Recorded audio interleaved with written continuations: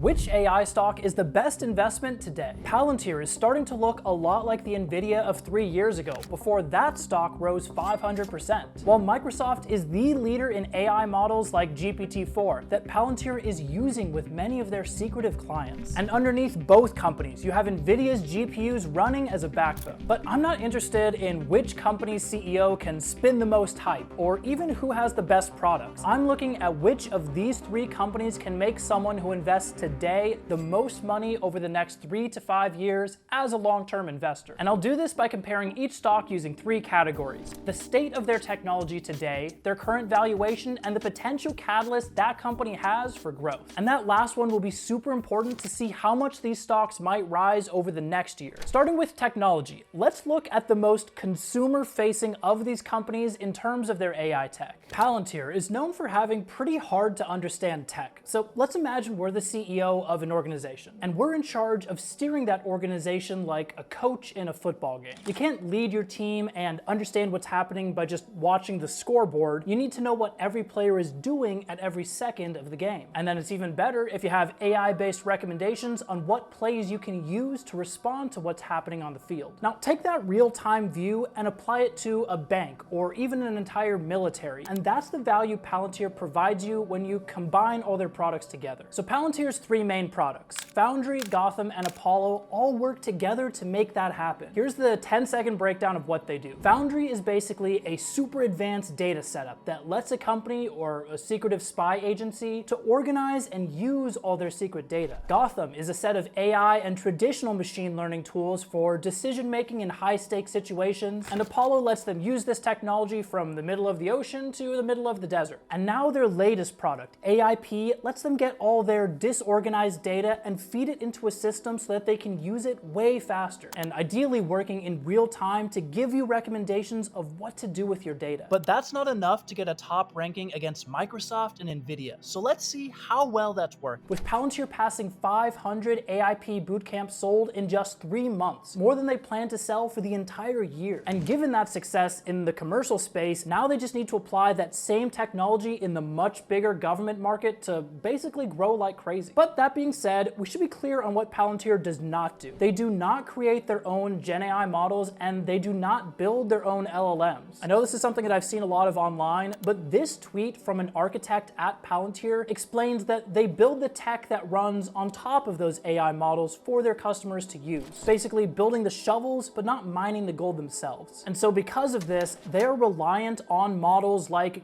Google's Gemini model, or maybe most importantly, Microsoft's GPT-4, the basis of ChatGPT. Which leads us to our second company, whose tech is a lot more well-known than Palantir, but may have even more potential to scale, Microsoft. For the purposes of this video, there are 2 important technologies from Microsoft. The first is the bait, and the second is the catch. First we had a football analogy, now we're doing fishing. This video might just be a little too American. Microsoft's bait is how they win new customers, and a big part of that is their partnership with OpenAI, who's the maker of ChatGPT. Microsoft is one of the only ways that big companies can use OpenAI's groundbreaking technology directly in their products. And Palantir is one of those companies. But the bait of OpenAI isn't how they make their money. It's a great way to get customers in the door, but no one's spending millions of dollars using OpenAI. The real money comes from Microsoft Azure, where Microsoft is able to sell every service a company needs to run their business. Web hosting, blockchain, video streaming, you can do it all with Azure. And this is the real catch, the $20 billion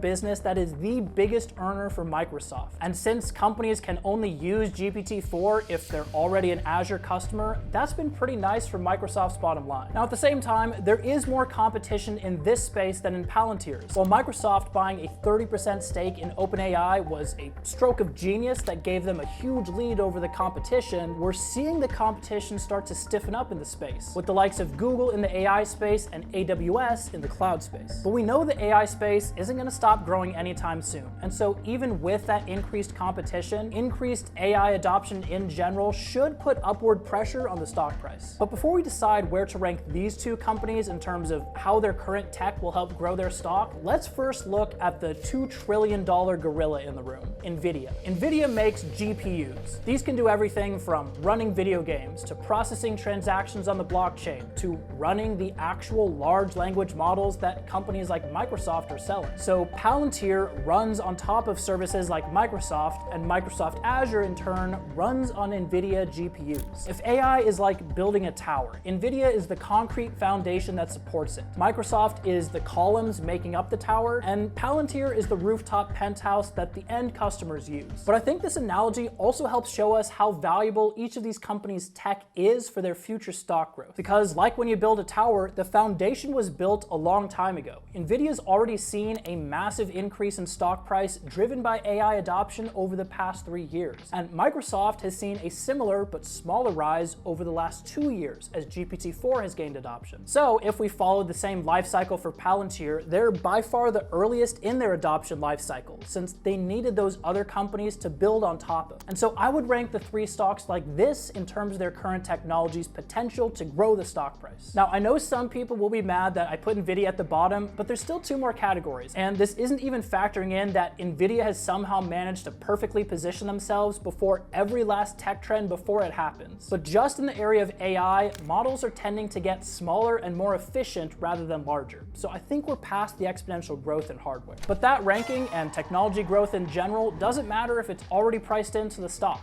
which is where our second category of valuation comes in. But while I'm taking a fundamentals approach to analyzing this stock, some of you are asking, what about the technical indicators? So this video sponsor, Visual Sectors, stepped in to help me out here. Visual Sectors is a platform endorsed by Wall Street professionals for gaining insights into stock patterns. Their platform automatically analyzes options flows and shows users whether the overall options market is bearish or bullish on the stock at different points in the future. And you can try them out using the link in the description. For example, let's say I search Microsoft. I can see, based on the sentiment of real trades by options traders, the main resistance price, the main support price, as well as the target upside price are all determined automatically. So looks like things are pretty bearish, at least in Q2, but things in Q3 look a little bit more even. And the team behind the product is a mix of Wall Street veterans and data scientists, and they regularly publish public predictions in their newsletter and on social media, which you can see. They've calculated that they've had an 82.3% win rate on those public predictions so far. So check out Visual Sectors using the link in the description for a 7-day free trial. And if you do decide to sign up, they'll also give you a 40% discount for the first 2 months. So thank you, Visual Sectors, for supporting the channel. And now let's move on to seeing which of these 3 stocks is overvalued at their current valuation. Let's start with Nvidia this time, because a lot of people are claiming the stock price is too high and that it's riding on hype. There are basically 3 factors that we can use to tell if a stock is overvalued: its valuation, its growth, and its risk. If you have a stock that has a low price to earnings ratio, but it's shrinking, it might still be overpriced. And similarly, if you have a growing stock that could get shut down by regulators tomorrow, it might still be overvalued. So you have to factor in all 3 together. And Nvidia has a price to sales ratio of 32.6, which is a high valuation. They have a forward PE ratio of 30.5, showing that it's a little bit of a better deal when you factor in growth by incorporating future earnings. And as people like to point out, I wouldn't say it's super risky because it's the center of the AI revolution. That being said, I don't think anyone would call this stock cheap.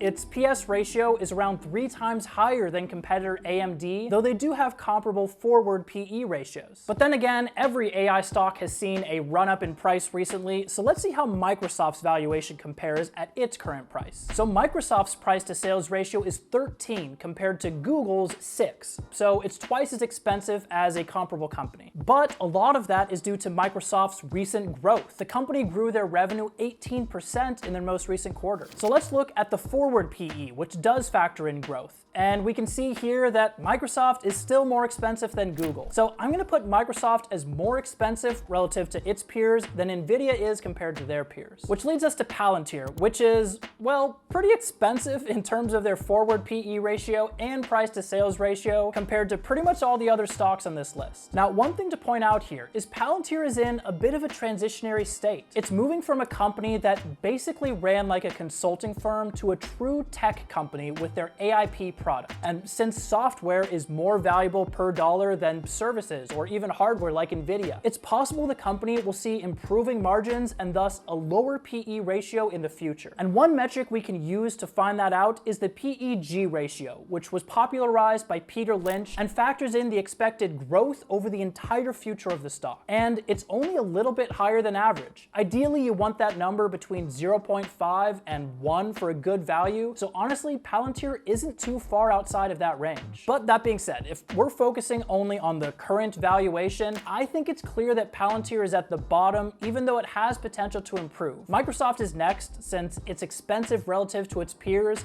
and crazily enough, Nvidia tops the list for the best value. Hey, that's just what the numbers show, don't shoot the messenger. But that leads us to the last and most important category for predicting which stocks will rise the most over the next 12 months. Future catalysts. And let me tell you, there are some pretty big ones for Palantir, but we're gonna start out with Microsoft. You might wonder, how many catalysts can there really be for a company that's already this big? Well, one catalyst is taking what they've already created with AI and starting to monetize it directly, not just using it as bait for Azure. Microsoft's OpenAI platform is now FedRAMP approved, meaning it can be used by government organizations. And the company is rolling out product after product in this area. All of them are confusingly called Copilot for some reason, but it's an old playbook. First, you drive traffic to a service, then you improve the service over a few iterations, then once you have the product down, you monetize it for all that it's worth. This new ability to use AI with government projects could be a big boost for Azure over its bigger cloud competitors like AWS. And it'll help companies like Palantir that want to use Azure with their government clients. So let's look at Palantir next. They have two main catalysts that I see. First, and not the most immediate one, is their ability to use their new AIP platform with the government as well. The US government is the largest customer on Earth, and Palantir has seen huge success using AIP's technology with their commercial clients. And considering they are one of the only companies with a high enough security clearance to launch AI for all aspects of the government, I expect that they'll have at least a year or two of a near monopoly in AI for government secretive organizations like, say, the CIA. But that's not even the most immediate catalyst. Palantir is now profitable and they boast a market cap of nearly $50 billion.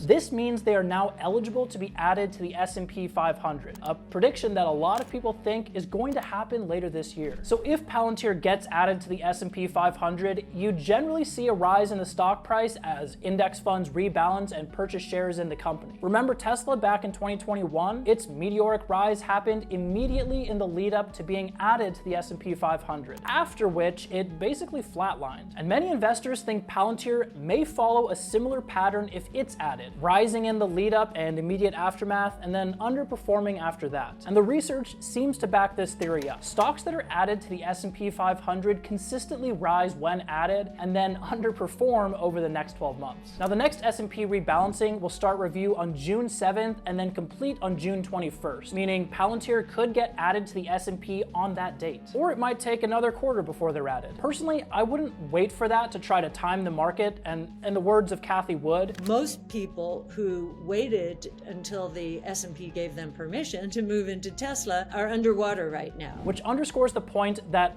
waiting until the stock is added to the S&P 500 is probably already too late. But that being said, take her advice with a grain of salt, given ARK Invest Fund's performance over the years since 2020, and considering she's missed a ton of great investments, including Nvidia. Although to be fair, I also missed Nvidia's rise, but hardware's never been my cup of tea. And speaking of Nvidia, their future catalysts are a little bit more limited. They recently launched the new Blackwell platform, capable of running trillion parameter AI models. But given that many models are now trying to perform with fewer parameters, and companies like Google and Meta are launching their own AI chips, this may not be enough to majorly boost Nvidia's stock price. So for the category of future catalysts, I'll rank Nvidia at the bottom, followed by Microsoft with their FedRAMP approval, followed by Palantir with their twin catalysts of AIP for government and the potential addition to the S&P 500. Which means if I were an investor buying one of these stocks today, Palantir wins out in the most categories and would be my top pick. Even though Nvidia won the valuation crown, I'd probably pick Microsoft as my runner-up due to more future catalysts and less maturity in its AI lifecycle. But hey, let me know if you would change any of these rankings. Also, if you liked this video, check out this dedicated deep dive I did on Palantir. It's probably the best video I've ever made.